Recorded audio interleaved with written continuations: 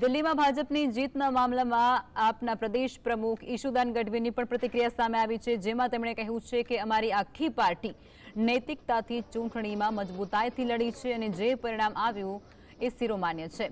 ત્યારે આમ આદમી પાર્ટી સત્તામાં હતી ત્યારે પણ અમે સત્તામાં નથી ત્યારે પણ અમે પ્રજા માટે કામ કરીશું। અરવિંદ કેજરીવાલ વિરુદ્ધ આઈડી અને સીબીઆઈ સાથે જ તમામ સહિતના લોકો લગી પડ્યા છે। બધું ભાજપવાળાને આખો દેશે જોયું છે। ભાજપવાળાને મારી વિનંતી છે કે હવે પ્રજાના દિલ્હીવાસીઓના કામ કરજો। જેમ ગુજરાતમાં તમે 30 વર્ષથી ઠેંગો બતાવ્યો છે એવું ઠેંગો દિલ્હીવાસીઓને ન બતાવતા તમે જે કલ્યાણકારી યોજનાઓ કીધું છે કે આમ આદમીની ચાલુ રાખશો એ ચાલુ રાખજો। 2500 રૂપિયા મહિલાને તમે વાયદો કર્યો છે એ પણ ચાલુ કરી દેજો અને બસ સેવા ફ્રી છે મહિલાઓને એ પણ ચાલુ કરી દેજો। અને ખાસ મારી વિનંતી છે ઝુગ્ગીઓ વાળાને તોડીને ત્યાં ઉદ્યોગપતિઓની બિલ્ડિંગો બનાવતા નહીં।